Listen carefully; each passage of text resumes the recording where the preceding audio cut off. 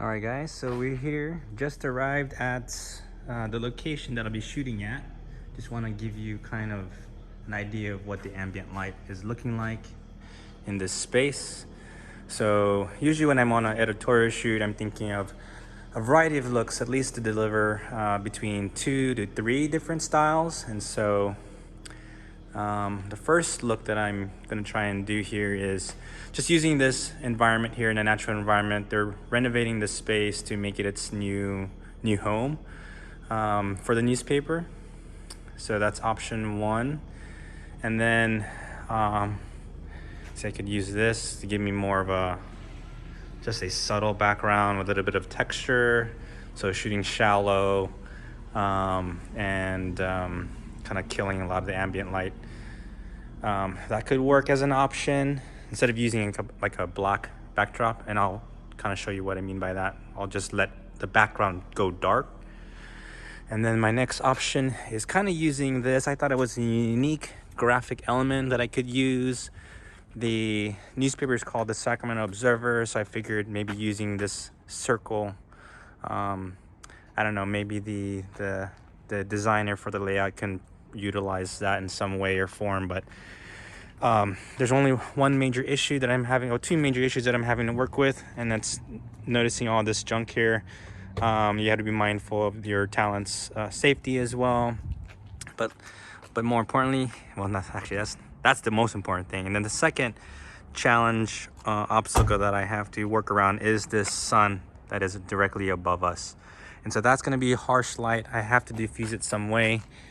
I've had questions about, well, how do you utilize natural light if I can just stick with natural light? Well, same principle applies whenever you're working with artificial light. You just need to shape it the way you want to. Whether you're gonna make it soft light or hard light, that's up to you. And thankfully, the talent that I'll be photographing has a great face and a great look. So either way, I can photograph him using hard light or soft light. And then I'm gonna actually set up a backdrop here, so to give me my third or fourth look for the set. And I'm always working against time, and so I got to start off with the easiest first and then work my way up to the most complicated setup. And that's it for now. I'm gonna help my friend get my gear out of the truck here, or SUV. We gotta load. I tend to overpack just because I never know what my situation is gonna be like. But all right, stay tuned.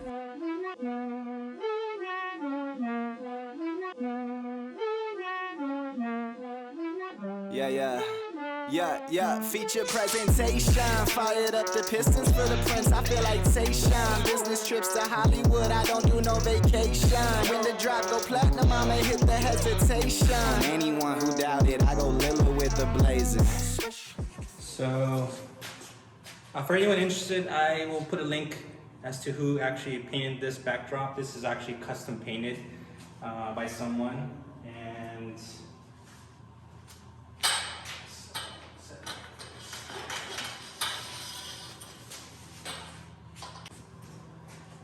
so typically I'll raise it high enough to where I can still reach it. So when I extend the background, it will not crumple at the bottom. It's okay if it crumples a little bit. But what will happen is the weight will make it go by itself, and you don't want it to drop and come off the cardboard that it's attached to. So I'll extend this all the way down.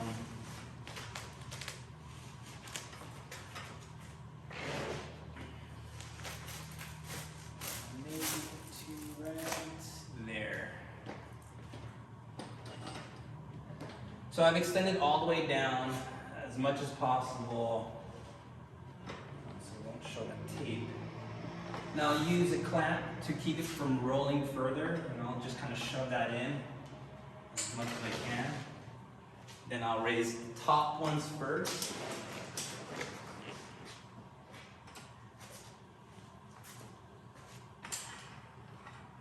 And that should be good. He's 6'4", so probably only gonna shoot like waist up, if anything, so I could raise this a little bit higher. Does it look straight?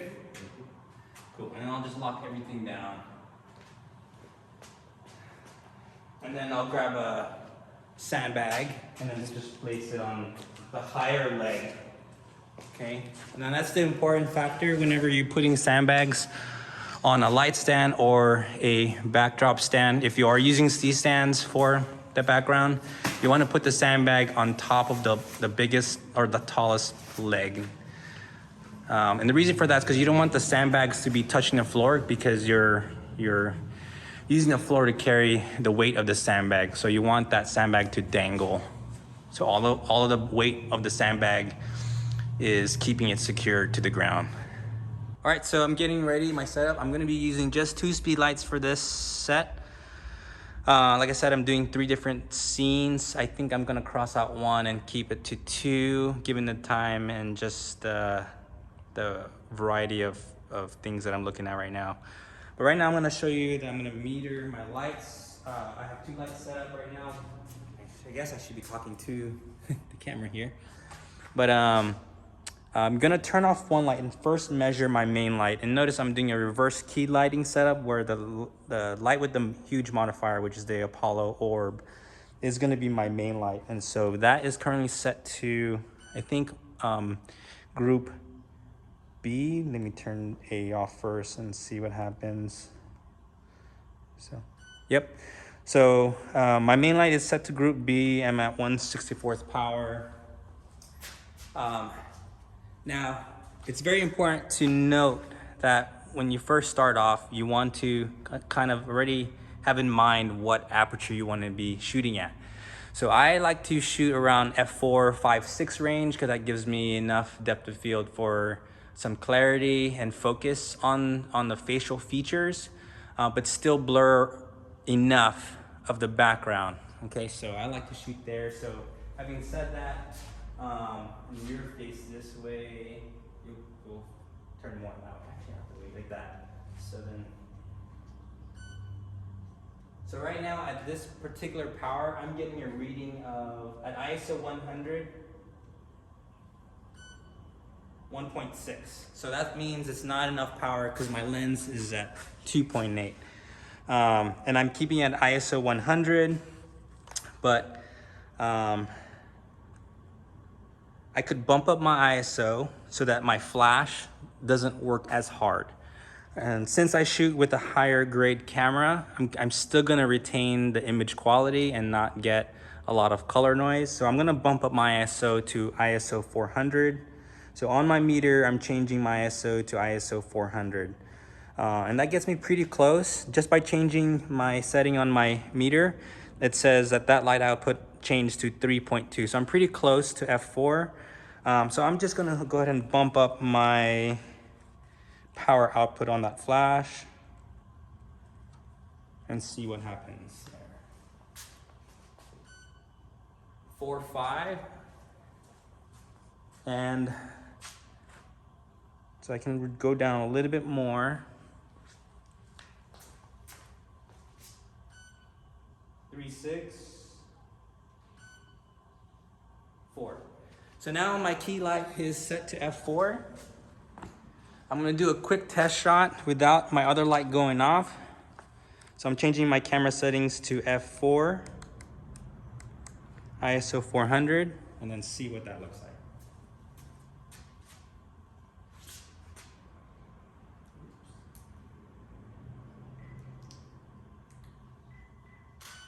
Without the light going off, hitting my background. But see how everything goes dark. Can you make it take down like 10 more pounds?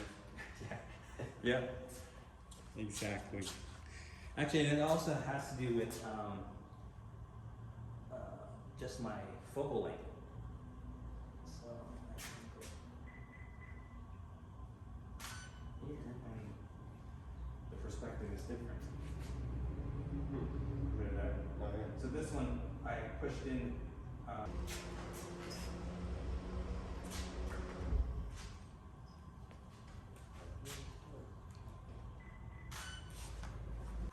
That light is hitting you. So we'll get you, actually, you're probably gonna have to come up a little bit more, like bring your chair in the middle this way. Your way. Yeah, more in the middle. So you're right there in the middle, actually. I'm gonna sit there again. I'll just put this back.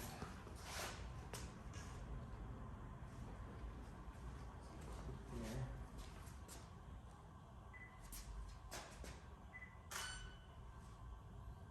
There you go.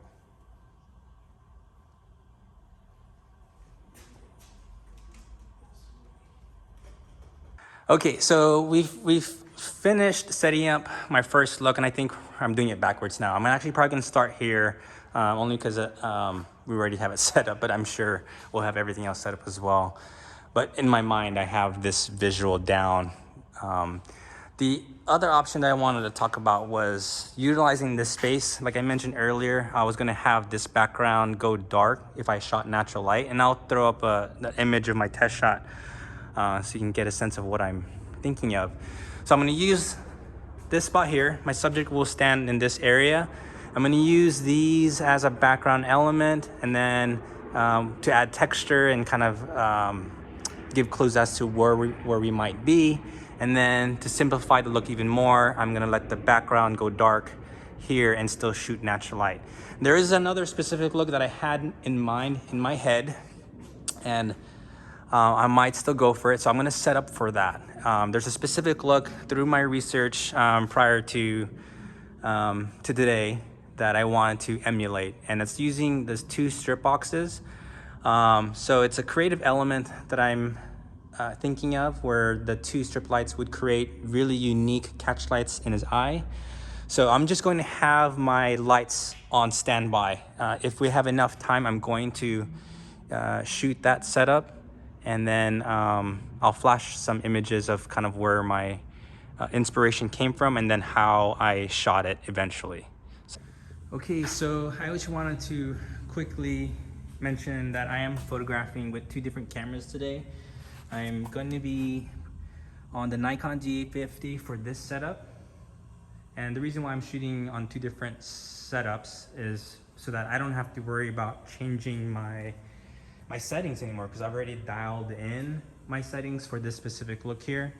The only thing that may change is if, because I'm photographing someone who has darker skin tone, is for that reason, to compensate for that. And then the other setup is shooting natural light. And then third is using flash, and I'm using actually strobes, not speed lights. These are actual strobes, so they're a bigger unit. And this will be on the Canon system. This is the R5, and this is obviously the Canon transmitter that is compatible with the R5.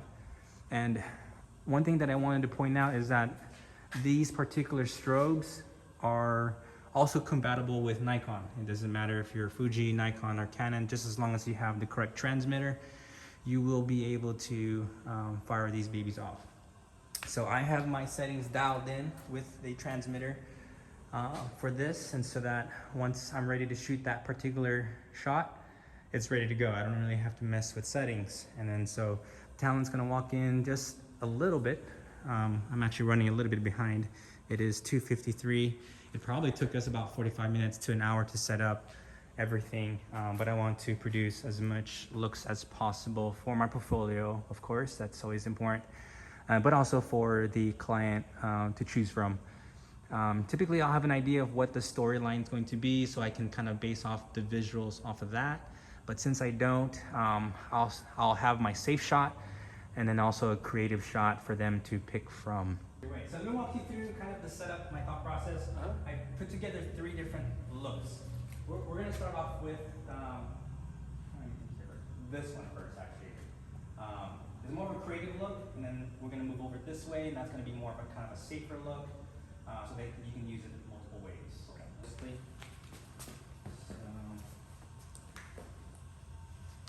How's Russell? Is he still with you guys? That's who was just calling me. Oh, okay. Is he gonna come swing by? No, I should have asked him, huh? Yeah, he was doing video last time. I know. I guess I can ask him real quick. Yeah, He may be in the area. Let me do some test shots while you're.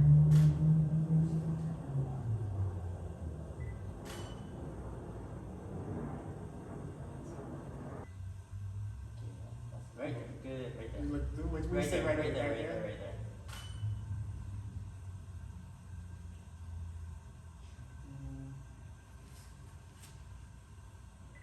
And see how you're kind of fiddling there a little bit? You were scratching, fixing your collar. Feel free to Feel free to do. yeah. Feel move free stuff to do that kind of if I stuff. need to, just to make it look like I'm a human being. Look over here, like that. Oh, perfect. Slash helper. Slash new best friend. You forgot about that one. Yeah, slash all of the above.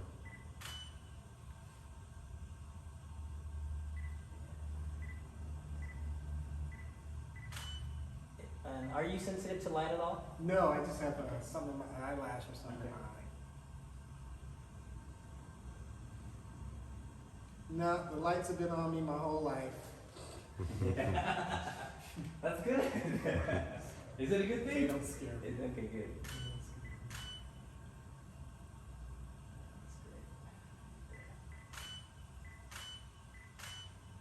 Look over here. Right there.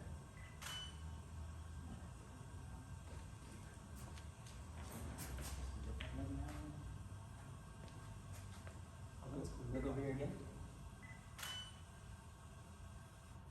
That's it.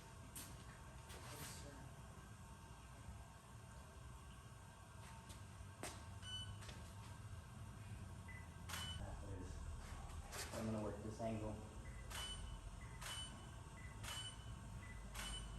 But since I don't know, I'm doing some creative looks, and then also look over here, right there, and some safer shots too.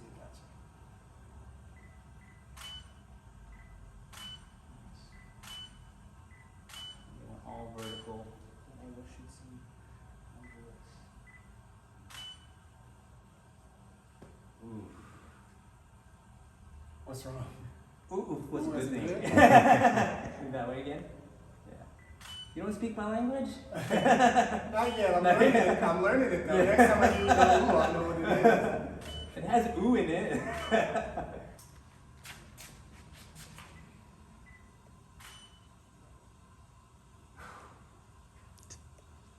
That's another thing I'll say. There's another- Besides ooh, it's oh my god. That's a good thing. A little bit more this way, right there.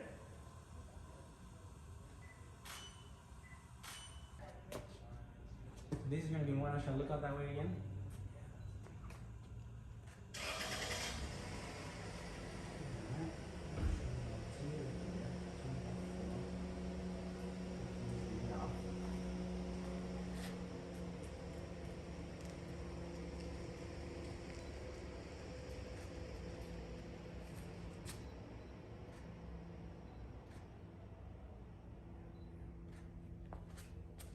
Go ahead and open your coat.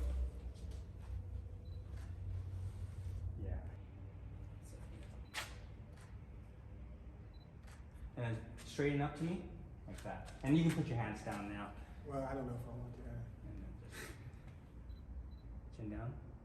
That's it, like that. That's great. Stay right there. Like that. Exactly. So, Keep looking that way. I like to make myself work and not have you work. Gotcha. Look over here. That's it. Look this way a little bit. Past me. Right over here. Right there. That's right. That's where. Yep. A little more. Right there. That's it. What I'm making sure is that you have whites on both sides of your eye. Gotcha. So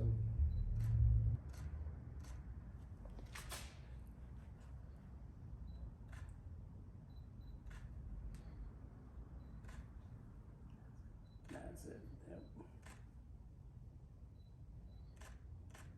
Okay.